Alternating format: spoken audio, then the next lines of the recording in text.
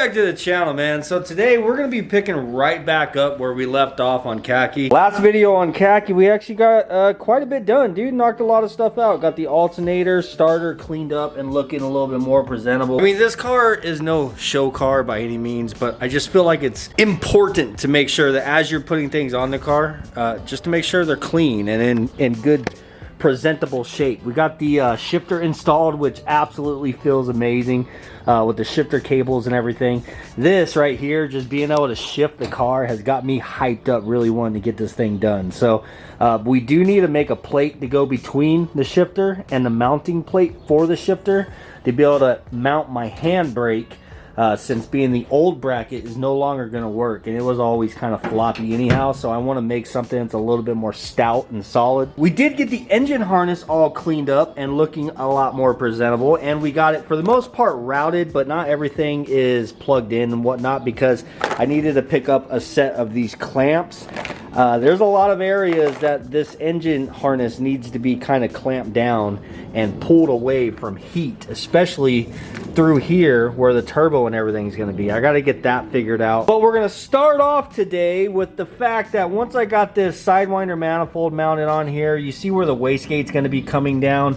That little water neck right there that's originally for the heater core is directly in the way, and we are going to be replacing this whole entire aluminum block thing right here, this whole water neck outlet, whatever you want to call it, with this one that I got from my buddy Dylan, because this one actually has a swirl pot, I guess you call this thing, I don't know, a place to actually fill up my cooling system, because we do have a tucked radiator that has no radiator cap, no way of filling it. So this is going to give us a place to fill it, and it's going to give us our dash 16A in line to be able to connect to our radiator. I started on the last video the process of eliminating this guy right here. We got that thing pulled out of there, and now what I'm going to be doing to close this up is just simply screwing a very large bolt into there. But we need this thing to kind of cut its own threads. That's what I'm hoping for. Hopefully we can get this thing in there without actually cracking this. That would be worst case scenario. So let's give that a shot. We already got this one blocked off. Now once we get this one blocked off, we can go ahead and get this swapped out on the engine. So the problem in the last video when I was trying to install this is I didn't think that I had a socket that would fit it. All my sockets were either too small or too big. None of them were just right. Then I remembered I had this axle nut set, which has a 29 millimeter in there, which fits this bolt absolutely perfect. But the only problem is when we're trying to cut threads into our water neck, I need to be able to apply pressure forward. And since this is a deep socket, you know, I'm not going to be able to apply any pressure. So I need to find something to set down inside of there that will stop the bolt from going all the way in. All right, trying different variations of sockets over there. This 21 millimeter seems to be perfect. Drops in there and holds the bolt just right to where all of our threads are sticking out. Then we could actually apply pressure. So I am going to try and screw this thing down on my workbench here, so I don't have to worry about it moving around on me.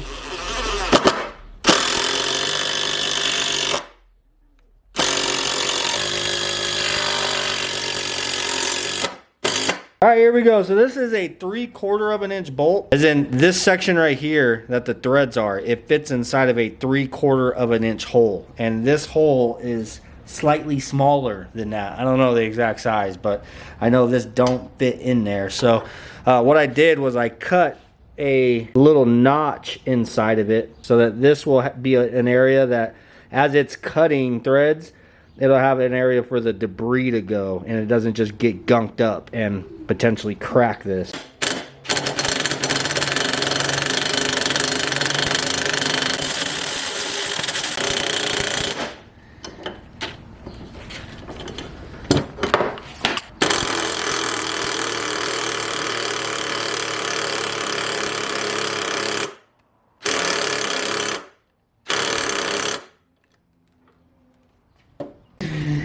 My battery's dead.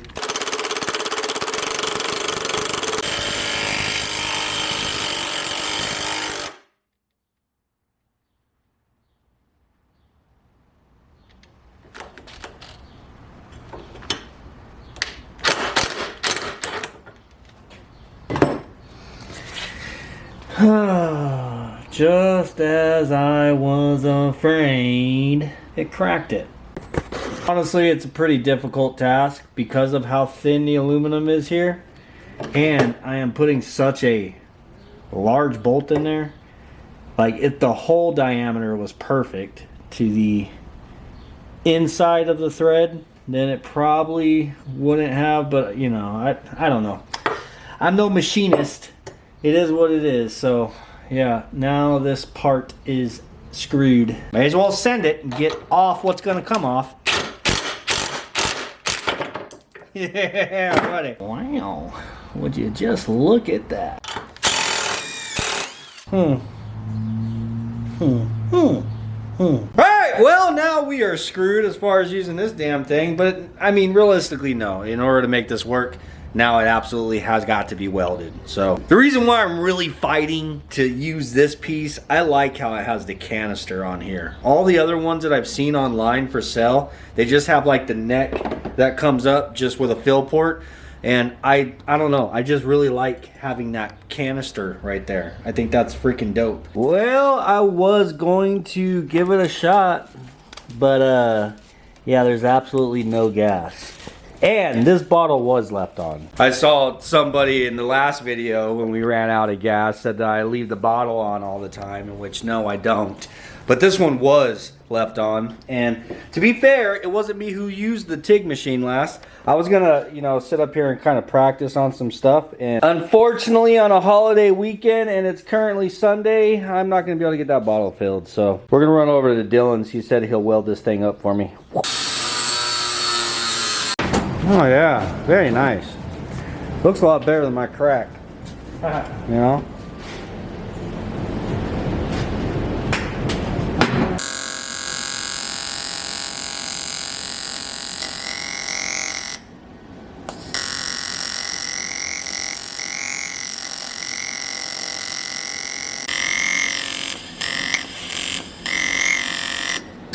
This thing's struggling on 110.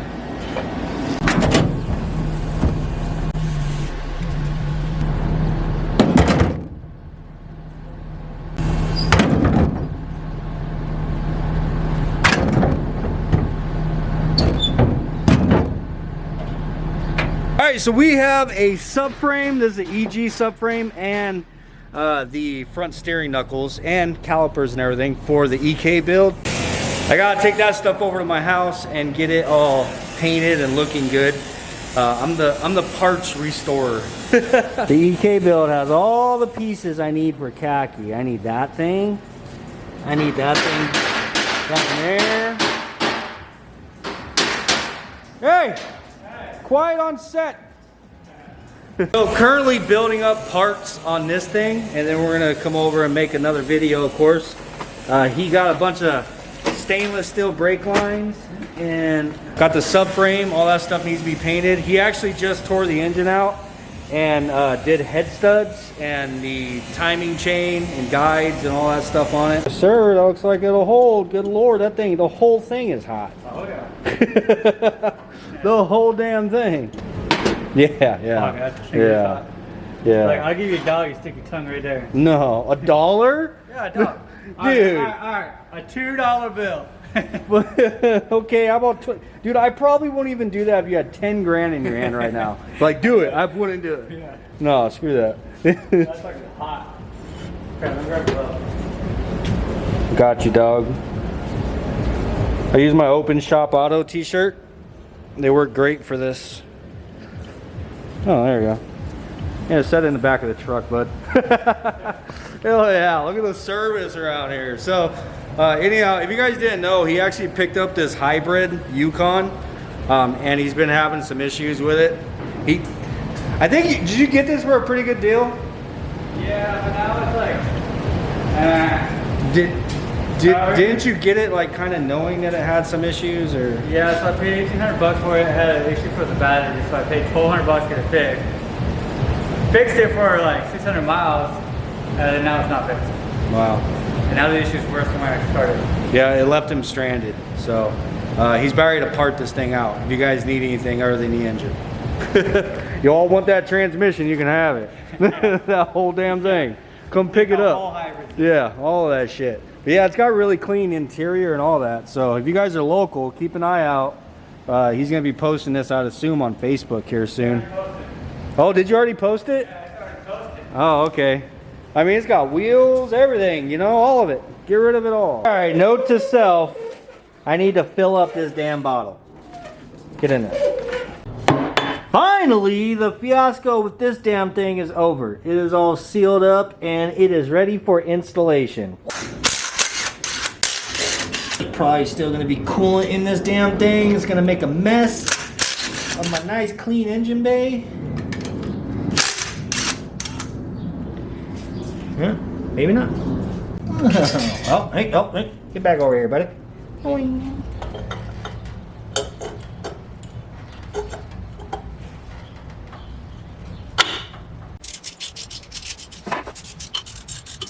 All right, now we officially have a radiator cap, even without a radiator.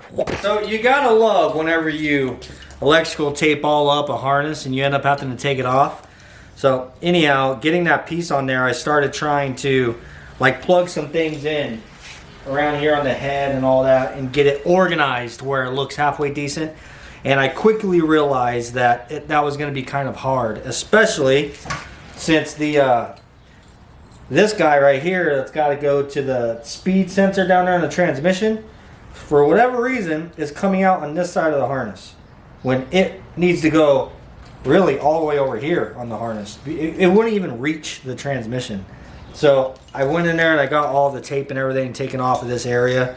I'm going to reposition the harness and see if I can't get some organization to all these clips to where whenever I retape it, it actually looks halfway decent and things reach. That'd be nice.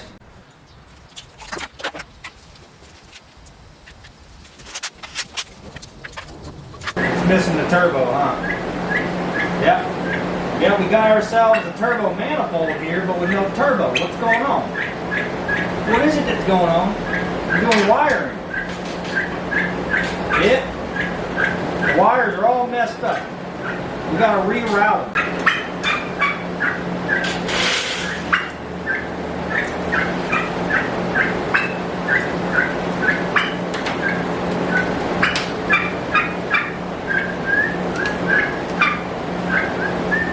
Watch where you're walking. This is Walhalla. This is Thanksgiving. Yeah, this is Walhalla because she goes, whoa. She's only 2 months old. Yeah. That right there, ladies and gentlemen, is a 2-month-old turkey. She's not even a frame. She's so big. Jessica is bringing her in here to take some reels for her Instagram and Facebook page.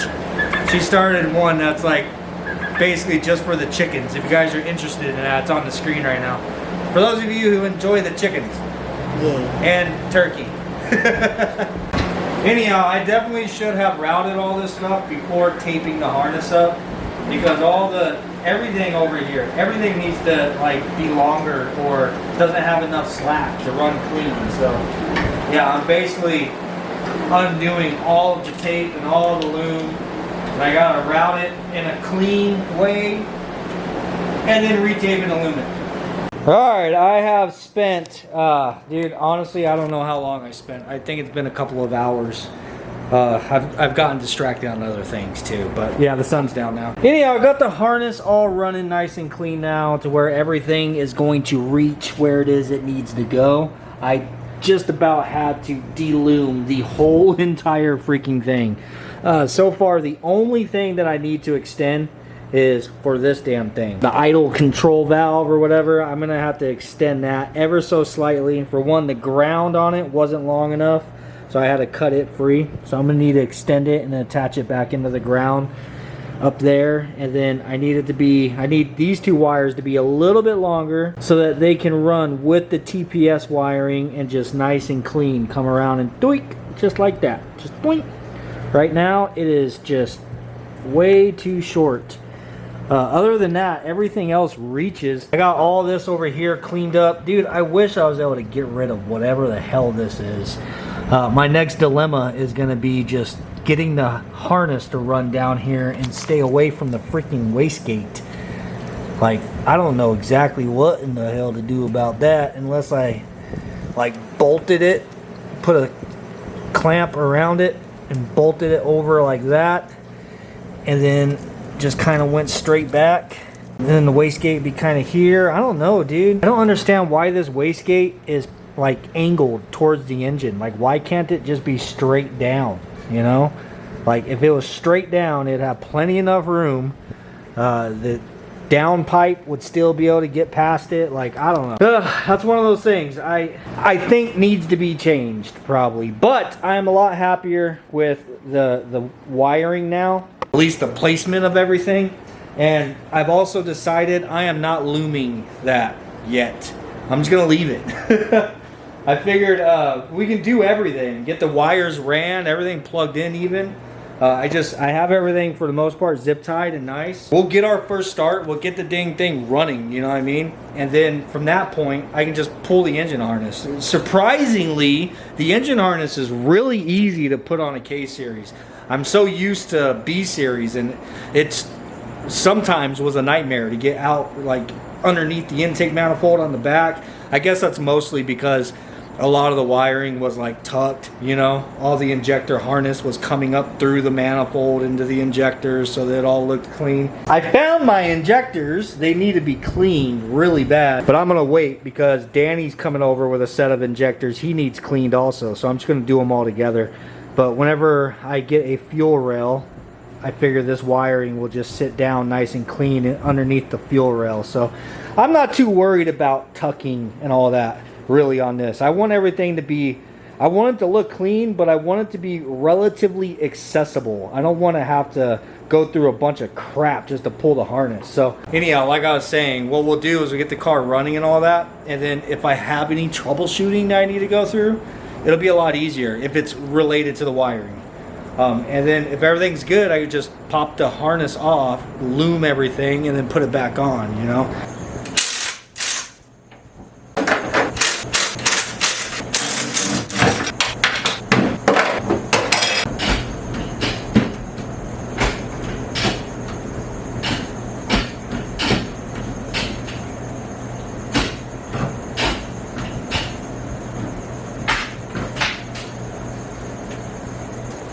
Alright, so this is the only material that I have.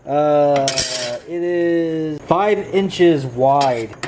And I believe this stuff is like, I don't remember. Definitely more than 1/8 of an inch. Maybe it's 1/8 inch. I don't know. It's pretty thick. Pretty sturdy stuff. So what we're going to need here, I have my template for the base plate that the shifter sits on.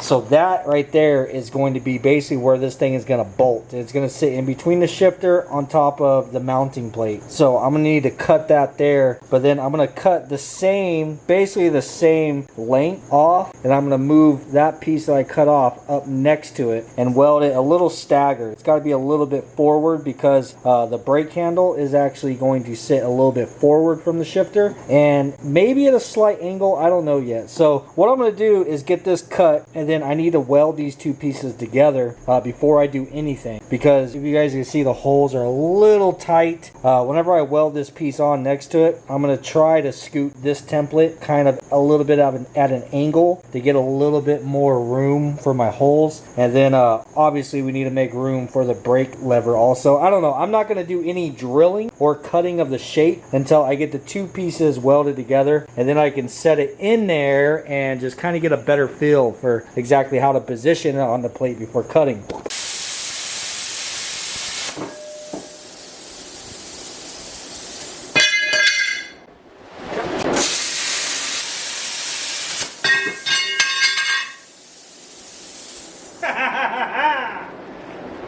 Hell yeah. Bro, since I got the 220 plug for this and it works phenomenal, like, it has me like, why would I ever cut steel with a freaking grinder, you know? Why? What in the hell? Bro, that scared the shit out of me, dog. I didn't know what was going on. Literally the sticker coming off this damn thing. Wow. Wow.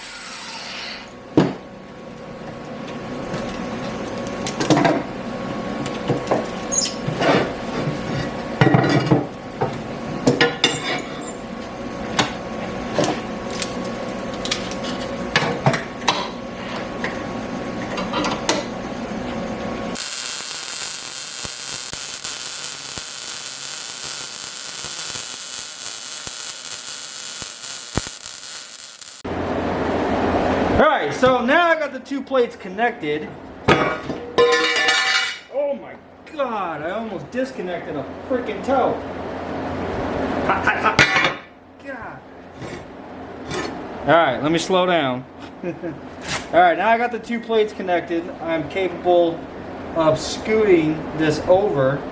And yes, my holes are going to end up being right where the weld is at, but it's all freaking good, man. I should probably let this... I need to let that cool down for a second.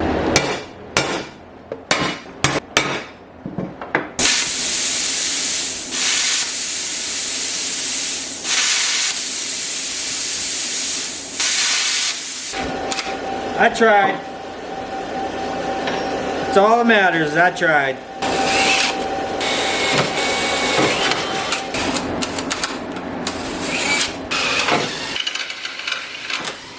Alright, we got our sandwich plate all fabbed up.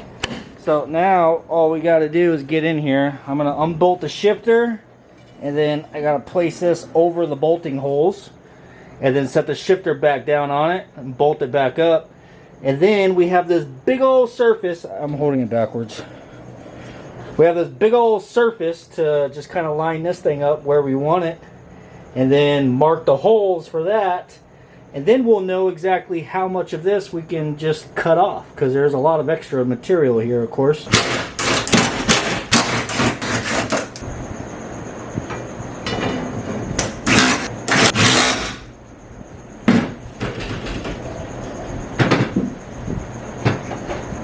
My dudes, that is where it's gonna live. So I'm gonna go ahead and mark the holes. You see, we really didn't need none of this. That's all gonna go bye-bye.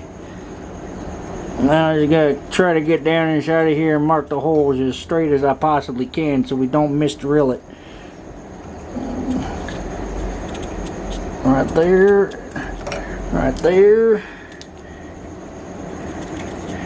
right there, and right there. And then while we're here, I'm gonna trace this out. So that's gonna go like that, and then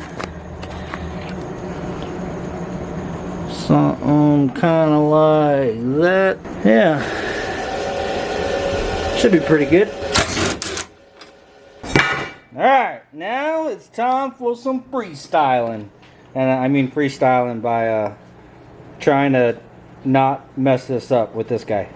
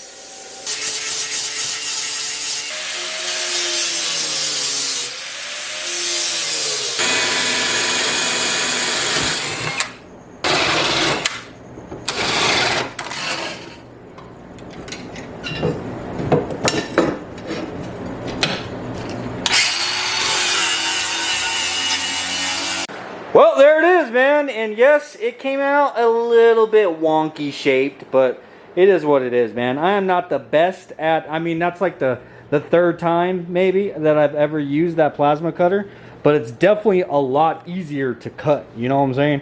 But anyhow, it doesn't really matter, because you don't see the majority of this, because it's going to be sitting underneath the shifter, and then our brake handle is going to mount on top of it. So let's get this thing bolted up in there and check it out.